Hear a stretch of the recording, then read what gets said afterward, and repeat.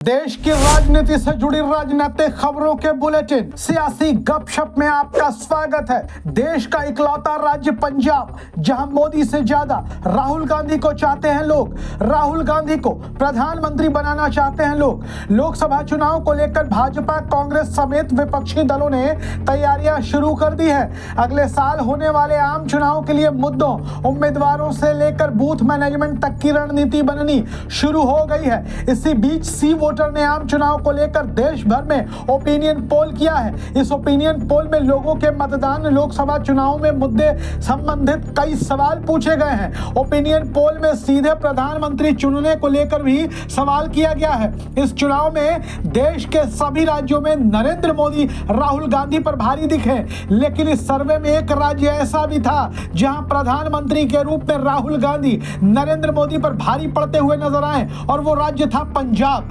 पंजाब में नरेंद्र मोदी से ज्यादा राहुल गांधी लोकप्रिय हैं। पीएम मोदी के रूप में नरेंद्र मोदी की लोकप्रियता का अंदाजा हाल ही में हुए विधानसभा चुनाव में देखने को मिला था। बीजेपी ने बिना सीएम के चेहरे के ही 3 राज्यों में शानदार चुनाव जीता। ऐसे में ओपिनियन पोल सर्वे में जब लोगों से पूछा गया कि डायरेक्ट प्रधानमंत्री चुनना हो तो नरेंद्र मोदी या राहुल गांधी में से किसे चुनेंगे, सर्वे में पीएम मोदी उत्तर प्रदेश, मध्य प्रदेश, राजस्थान, हरियाणा, दिल्ली, हिमाचल, उत्तराखंड, जम्मू कश्मीर, महाराष्ट्र, गुजरात से लेकर गोवा में राहुल गांधी पर भारी दिखाई पड़े।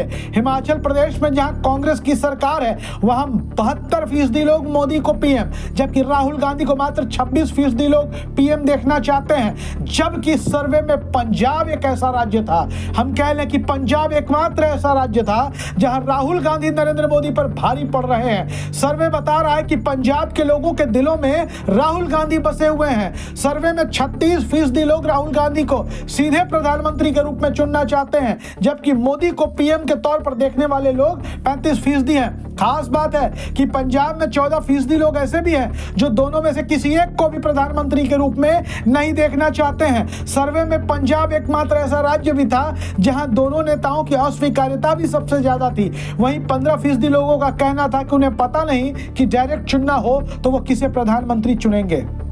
संजय राउत बोले, राहुल गांधी, प्रियंका गांधी, इंडिया गठबंधन के पास कई चेहरे, कोई भी पीएम बन जाएगा।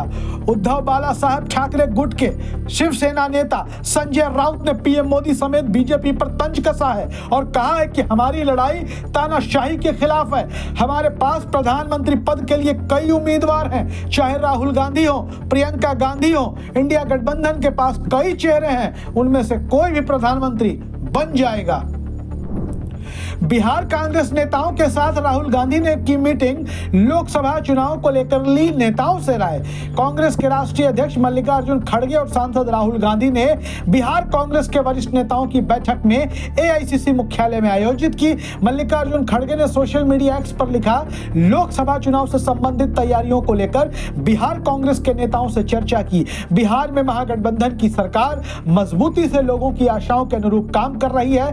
हम सामाजिक न्याय के प्रति प्रतिबद्ध हैं। बिहार की तरक्की, खुशहाली और अमन चैन के लिए कांग्रेस का एक कार्यकर्ता पूरी मेहनत से जन जन तक जाने और बिहार के लोगों की आकांक्षाओं के अनुरूप खरा उतरने को तत्पर है।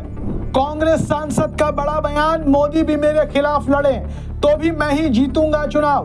कांग्रेस नेता शशि थरूर ने मंगलवार को कहा कि वह 2024 में तिरुवनंतपुरम लोकसभा सीट से चौथी बार चुनाव लड़ने के लिए तैयार हैं, जो उनका आखिरी चुनाव हो सकता है और वो किसी भी हाल में ये चुनाव जीतेंगे, चाहे प्रधानमंत्री नरेंद्र मोदी ही उनके खिलाफ क्यों न खड़े हो जाएं। शशि थरूर ने एक टीवी चैनल पर अपनी भविष्य की योजनाओं पर चर्चा में हिस्सा लेते हुए ये बात कही। उन्होंने कहा कि मैं यहाँ से दोबारा चुनाव लड़ने को तैयार हूँ, लेकिन अंतिम फैसला पार्टी करेगी और अगर मुझसे कहा गया तो मैं जरूर लड़ूंगा। शशि थरूर ने कहा, यह लोकसभा के लिए मेरा आखिरी मुकाबला होगा। प्रधानमंत्री नरेंद्र मोदी के तिरुवनंतपुरम से चुनाव लड़ने की अटकलों के बीच शशि थरूर ने कहा कि अगर मोदी मेरे खिलाफ चुनाव लड़ते हैं तो भी मैं चुनाव जीतूंगा।